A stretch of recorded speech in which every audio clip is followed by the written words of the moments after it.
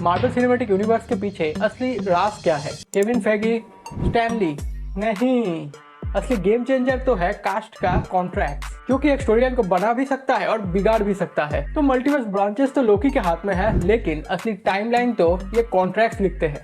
तो सबसे पहले इसका बेसिक समझते हैं। एमसीयू में कोई भी एक्टर तब तक काम करता है जब उसका कॉन्ट्रैक्ट अलाउ करता है। मार्वल हर बड़े एक्टर से मल्टी पिक्चर डील साइन करता है। इस डील में लिखा होता है कि एक्टर कितनी मूवीज या अपीयरेंस करेगा, किस लेवल की क्रिएटिव इनपुट मिलेगा और पेमेंट का क्या स्ट्रक्चर होगा। So as examples, Robert Downey Junior, उनका इनिशियल कॉन्ट्रैक्ट सिर्फ 3 फिल्म्स का था। आयरन मैन के हिट होते ही उन्हें नए टर्म्स नेगोशिएट किए, जिसमें उनको बैक एंड प्रॉफिट शेयर मिलने लगा। वो इतना इंपॉर्टेंट हो गया था कि उनके बिना एवेंजर्स इमेजिन भी नहीं की जा सकता था, जिसका इफेक्ट अभी भी दिख रहा है। देन अगर बात करें क्रिस एवंस, कैप्टन अमेरिका के रोल के लिए उन्होंने भी लिमिटेड कॉन्ट्रैक्ट साइन किया। एंड गेम के बाद उनका कॉन्ट्रैक्ट खत्म हो गया था और उन्होंने ओपनली बोला था कि वो एक्टिंग से ब्रेक चाहते हैं, इसलिए मार्वल ने कैप को टाइम ट्रेवल करके रिटायरमेंट दे दिया बिना डेथ के इमोशनल सेंड ऑफ। लास्टली आता है स्कारलेट जॉनसन यानी ब्लैक विडो। उनका कॉन्ट्रैक्ट 8 अपीयरेंस का था। ब्लैक विडो सोलो फिल्म उनके फाइनल अपीयरेंसेस में से एक थी, लेकिन उनके डेथ सीन को एंड गेम में इंक्लूड करने का कुछ और रीजंस में से एक था उसका कॉन्ट्रैक्ट एंड होना।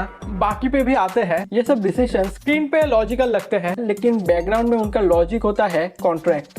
तो 2021 में स्कारलेट जॉनसन यानी हमारे ब्लैक विडो ने डिज्नी पे केस किया था। जी हाँ, और एमसीयू के फैन बेस में भूचाल आ गया। किसका मुद्दा था? ब्लैक विडो का हाइब्रिड रिलीज। आसान भाषा में समझे, स्कारलेट के कॉन्ट्रैक्ट्स में लिखा था कि मूवी एक्सक्लूसिवली थिएटर्स में रिलीज होगा। उनकी सैलरी का एक मेजर पार्ट था बॉक्स ऑफिस बोनसेस, यानी जितना टिकट सेल उतना ही प्रॉफिट। पैंडेमिक के दौरान डिज्नी ने फिल्म को डिज्नी प्लस पर भी रिलीज कर दिया।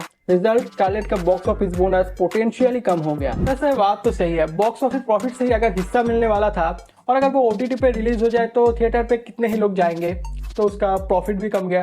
उन्होंने लॉसूट फाइल किया जिसमें कहा गया कि डिज्नी ने कॉन्ट्रैक्ट ब्रेक किया है। डिज्नी ने पहले तो डिफेंड किया बट लेटर ऑन सेटलमेंट कर लिया, तो इसकी वजह से इम्पैक्ट भी पड़ा एमसीयू में। इसके बाद मार्वल ने हर नए एक्टर के कॉन्ट्रैक्ट में स्ट्रीमिंग क्लॉजेस ऐड करना स्टार्ट कर दिया। अब एक्टर्स ने स्ट्रीमिंग परफॉर्मेंस के बेसिस पर भी बोनस मांगना स्टार्ट कर दिया। स्टूडियोज को रियलाइज हुआ कि हर बार मीडियम थिएटर या ओटीटी लीगली डिफाइंड होना चाहिए।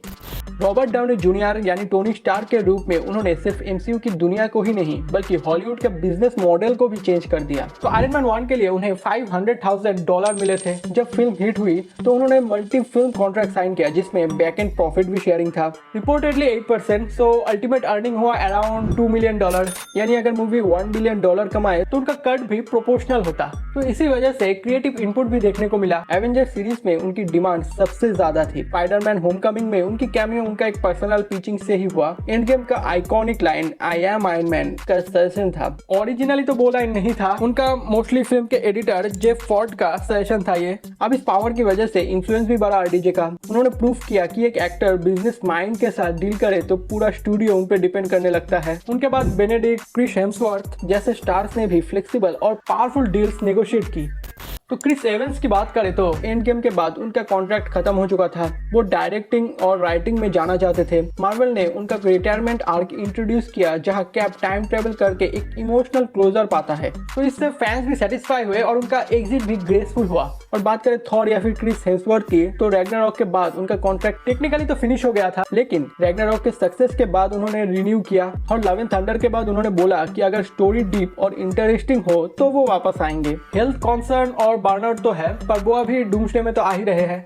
एमसीयू फेज 4 के बाद अब एक चेंजेस नोटिसेबल हुआ। अब लॉन्ग टर्म कॉन्ट्रैक्ट्स कम और फ्लेक्सिबल डील्स ज्यादा हो रहे हैं, जहाँ पे पुराने एक्टर्स के 6 to 9 फिल्म डील्स थे, लेकिन वही नए एक्टर्स के लिए 2 से 3 फिल्म प्रोजेक्ट के एडेप्टिव कॉन्ट्रैक्ट्स बन रहे हैं। अब ऐसा चेंज क्यों? क्योंकि मार्केट अनप्रेडिक्टेबल है, स्ट्रीमिंग प्लेटफॉर्म्स का राइज हुआ है, एक्टर्स क्रिएटिव फ्रीडम भी चाहते हैं। तो जैसे कि हम देख सकते हैं, शैंग-ची यानी हमारे सिमू ली के लिए इनिशियली एक short term deal but successful response के बाद एक्सटेंशन के ऑप्शन। फिर फ्लोरेंस पाग या फिर एलेना थंडरबोल्ट्स तक कंफर्म था, लेकिन सोलो या एवेंजर्स लेवल प्रोजेक्ट डिपेंड करता है कि फैंस का रिसेप्शन पर। ऑस्कर आइजैक यानी मून नाइट, उनका कॉन्ट्रैक्ट प्योर फ्रीडम बेस है, सीजन 2 का कोई ऑब्लिगेशन नहीं। ऑडियंस रिस्पॉन्स डिपेंडेबल है, जो कि अब मैं कह रहा हूँ कि भाई अब ला दो यार, और कितना, यहाँ आयरन हार्ट आ गया, यहाँ पे तुम ये नहीं ला रहे।